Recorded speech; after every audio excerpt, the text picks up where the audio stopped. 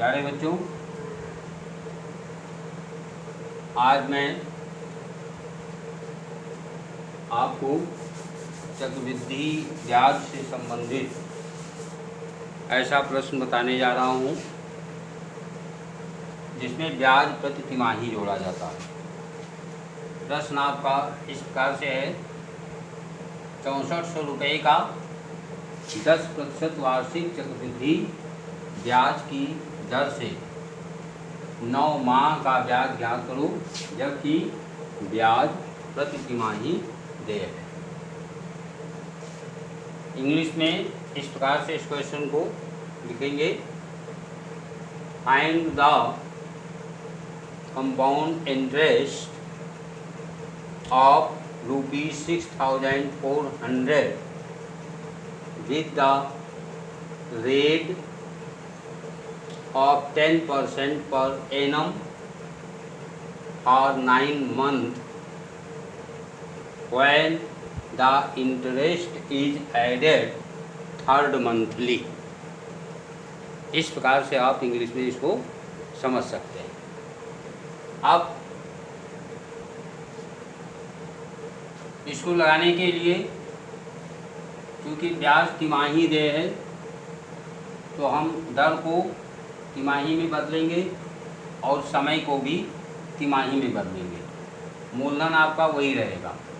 तो हम यहाँ पहले लिखेंगे, यहाँ पर मूलधन यानी principal P equal to 6,400 rupees और इक्वल टू 10% पर एनम। तो ये हो जाएगा आपका 10/4% पर थर्ड मंथली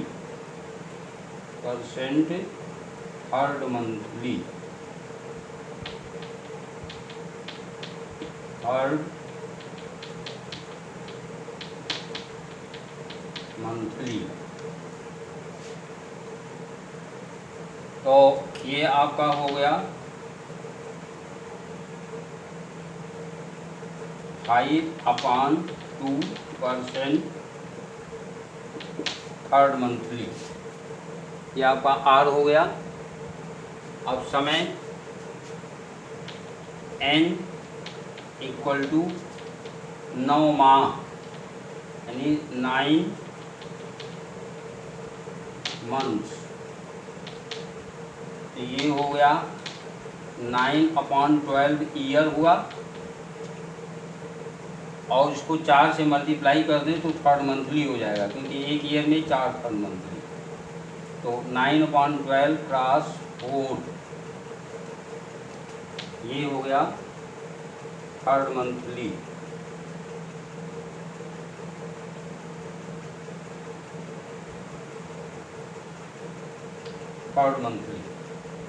तो 4 तिया 12 और 3 कम 3 3 3 9, कुल मिला करके आपका आया 3 थर्ड मंथली। इस प्रकार से हमने रेट को परसेंट थर्ड मंथली में और टाइम को भी थर्ड मंथली में, नंबर ऑफ थर्ड मंथली में चेंज कर दिया। अब उसके बाद में हम फार्मूला लगाएंगे अमाउंट का। प्रश्न आपका हम मिटा दें,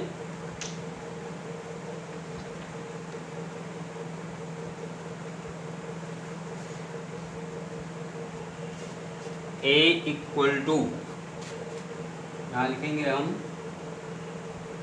A equal to P bracket में 1 + R/100 पावर n। तो P के स्थान पर हो गया 6400, 1 प्लस R आपका 5/2 है तो 5 अपान यहाँ 200 हो जाएगा और पावर n 3 हो गया। अब ये आपका हो गया 6400। यहाँ इसको हम काटेंगे तो 1/40 होगा। 41 जा 40 + 1 = 41। 41/40 का होल क्यूब होगा। इसको और नीचे लिखें।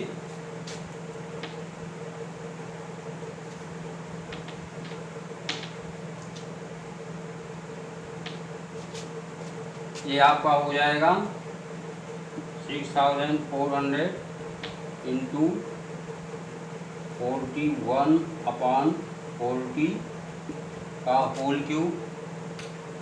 अब ये आपका हो गया कितना कि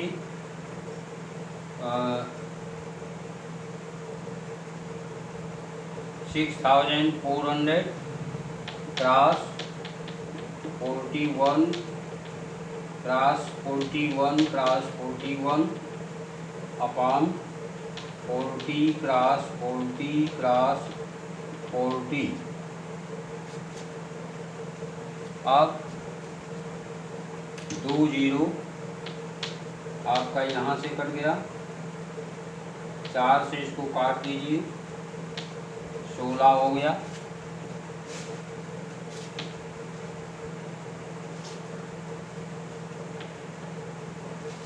उसके बाद ये हो गया 16 गुणे 41 गुणे 41 गुणे 41 और बटे में 40 गुणे 4। उसके बाद 4 से इसको काट दीजिए, 4 चौका 16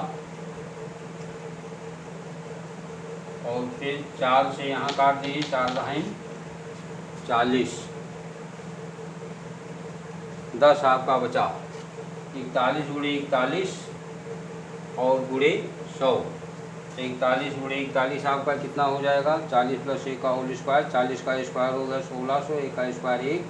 40 × 40 × 80, 80 × 81 यानी 1681। 40 का स्क्वायर आपका हो गया 1681 और उसमें हमने 41 से फिर गुणा कर दिया तो 1 से गुणा करेंगे 1 8 6 1। फिर 4 से गुणा करेंगे तो ये आपका हो जाएगा कितना? 4 × 4, 4 × 8 32 के 2 हासिल आया 3, 4 × 6 24, 3 × 27 के 7 हासिल आया 2, 4 × 4 2 6। एक बार फिर से रिपीट कर लें। 4 × 4, 4 × 32 के 2 हासिल आया 3, 4 × 6 24, 3 × 27 के 7 हासिल आया 2, 4 × 4 2 6। 1 8 4 12 के 2 हासिल आया 1, 1 6 7 और 2 9 हो गया, 7 1 8 हो गया, 6 3 6 6 हो गया। तो 68,921 68,921 और बटे 10। ये 0 काटेंगे तो यहाँ 10 हो जाएगा। तो क्या पैसा है? इसलिए 6892.10 हम लिखेंगे। 6892.10 इतना रुपीज आपका अमाउंट हुआ। अब चक्रवृद्धि ब्याज यानी CI इक्वल टू आपका हो गया A - P। तो 6892.10 और माइनस 6400 थोड़ा इधर लिखिए।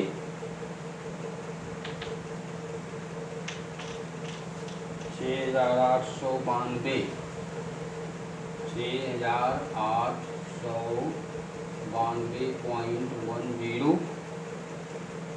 और माइनस 6400। तो ये आपका हो गया कितना? 64 और 4 65 यानी 492.10 रुपीज़। ये आपका CI हो गया। तो इसी प्रकार से हम अब अगला प्रश्न आपको बताने जा रहे हैं, जिसमें दर निकालना होगा। आप हमारे साथ जुड़े रहिए और आगे के प्रश्नों का लाभ उठाते रहिए।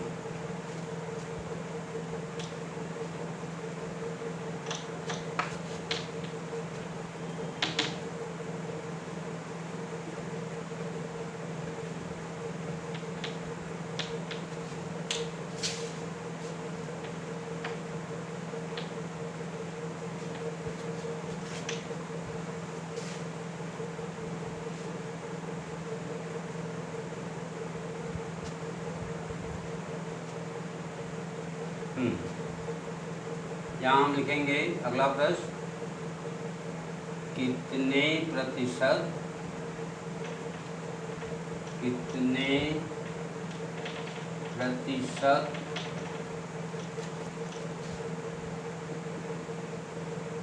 वार्षिक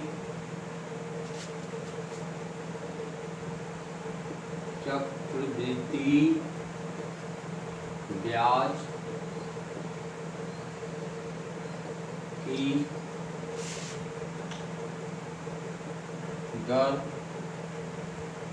से 1000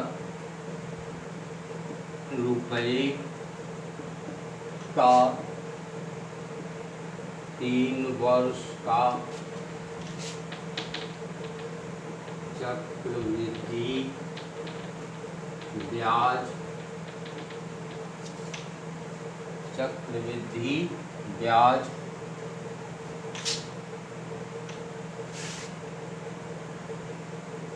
331 रुपये हो जाएगा। कितने प्रतिशत वार्षिक चक्रवृद्धि ब्याज की दर से 1000 रुपये का 3 वर्ष का चक्रवृद्धि ब्याज 331 रुपया हो जाएगा।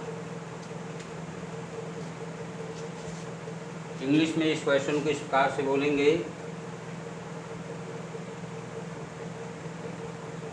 What is the rate %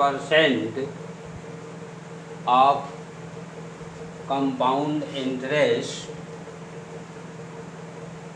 with which the compound interest of 1000 rupees for 3 years is 331 rupees।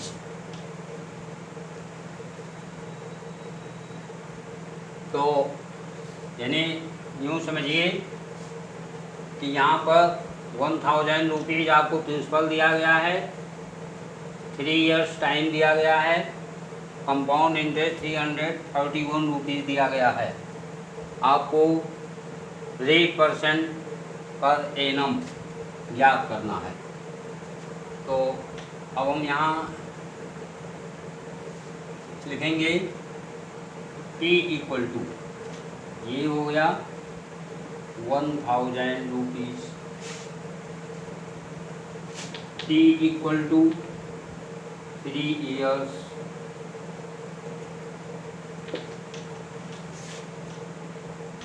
T नहीं हम यहाँ N लिखते हैं, N इक्वल टू 3 इयर्स हो गया। और CI हमको दिया गया है 331 रुपीज़।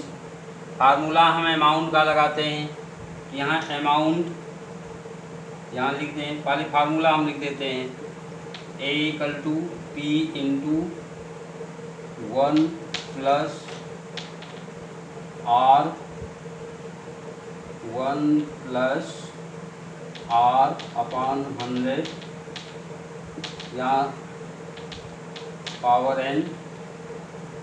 अब A के स्थान पर P P प्लस सी आई हम लिख देंगे यहाँ, P प्लस सी आई, क्योंकि हमको यहाँ पर A नहीं दिया गया है, यहाँ P रहेगा 1 प्लस R/100 पावर n।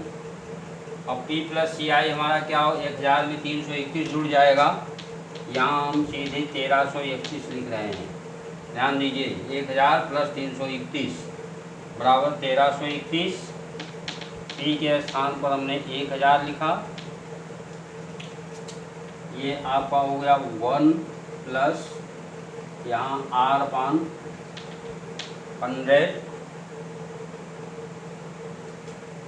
और ये हो गया 3। अब उसके बाद 1000 को आप इधर ले आइए,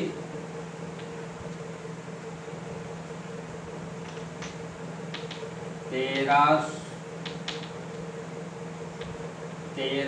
सौ 1331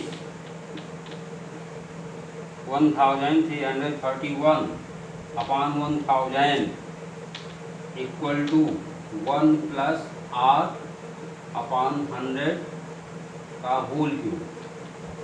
ये आपका 11 का होल क्यूब है और ये आपका 10 का होल क्यूब, तो 11/10 का whole cube equal to 1 plus R/100 का होल क्यूब। ये 3 पावर आपका कैंसिल हो गया, तो आया 11/10 इक्वल टू 1 प्लस R/100। तो इसको इधर ले आइए, minus R/100 equal to 1 minus 11/10, इतना आपका हो गया। आप ये प्रश्न मिटा दीजिए।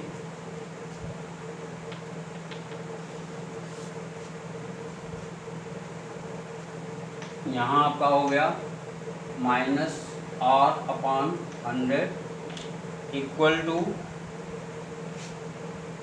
-1/10, माइनस माइनस प्लस हो गया। अब 100 को उधर कर दीजिए, तो 1/10 प्लस 100, तो R इक्वल टू आया 10% पर एनम। तो ये आपका आंसर हो गया। तो इस प्रकार से यदि हमको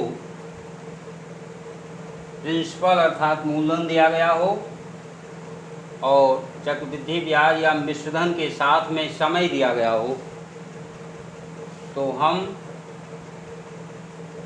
रेट की गणना कर सकते हैं।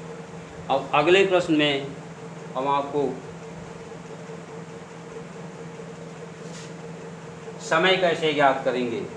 अगर आपको मूलधन दिया है, मिश्रधन या ब्याज दिया गया है और रेट दिया है, तो समय कैसे निकालेंगे, उससे संबंधित प्रश्न बताने जा रहे हैं।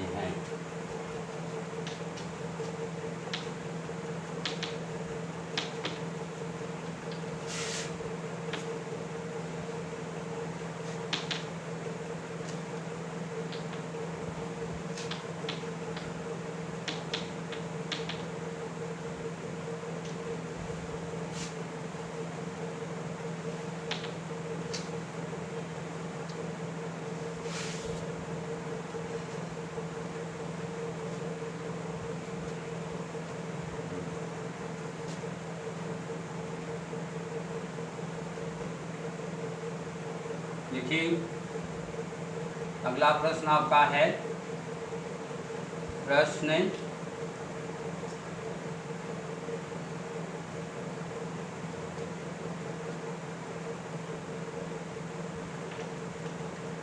8,000 रुपया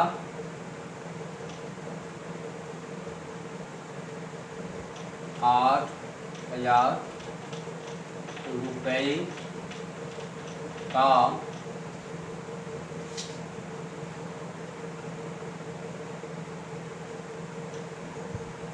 5%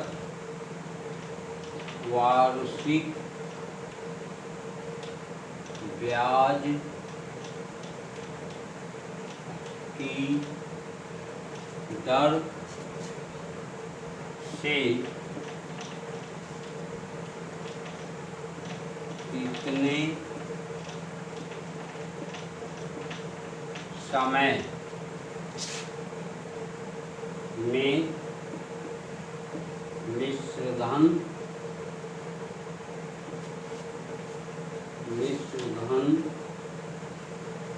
9261 रुपये हो जाएगा।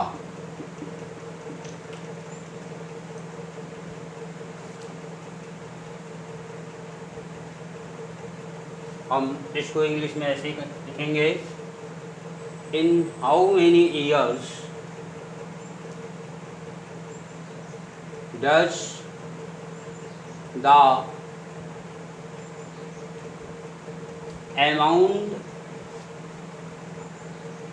of rupees 8,000 with 5% per annum rate becomes 9,261 rupees। फिर से एक बार देखें, in how many years will the amount of rupees 8,000 with the rate 5% per annum becomes 9,261 rupees। तो यहाँ पे आपको दिया है P, यहाँ पर ऐसे लिखिए, यहाँ पर P equal to 8,000 rupees, R equal to 5% per annum, और A इक्वल टू 9,260 रुपीज। अब फार्मूला लगाइए, A equal to P into 1 plus R upon 100 power n। A के जगह पर हमने 9261 लिख दिया, P के स्थान पर 8,000 लिख दिया, फिर 1 plus R upon 100 power n। हाँ, R आपका 5% दिया है। चलिए, यहाँ हो गया 5/100, 5 से इसको हमने काट दिया, ये आपका 1/20 हो गया, 20 का 20 1 21, यहाँ हो गया 9261 बटे 8,000, और यहाँ 20 का 20 1 21/20 पर पावर n हो गया। अब हम 9261 को और 8,000 को पावर के रूप में लिखेंगे।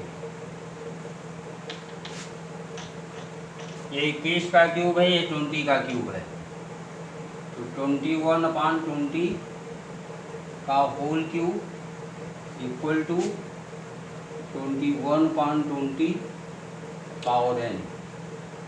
अब a power m equal to a power n implies that m equal to n होता है। यहाँ n इक्वल टू 3, हम लिखेंगे n इक्वल टू 3। फार्मूला सामने, because a power n equal to a power n, तो implies that m equal to n, अर्थात ये दोनों पावर बराबर हो गए। तो n इक्वल टू 3 ईयर्स हमें टाइम निकालना थे, आपका हो गया। तो इस प्रकार से हमने देखा, यदि हमको मूलधन दिया है और मिश्र धन अथवा चक्रवृद्धि ब्याज में से कोई एक चीज़ दिया है तथा दर दिया है, तो हम समय की गणना भी कर सकते हैं। ऐसे ही आप हमारे साथ जुड़े रहिए और प्रश्नों का लाभ उठाते रहिए।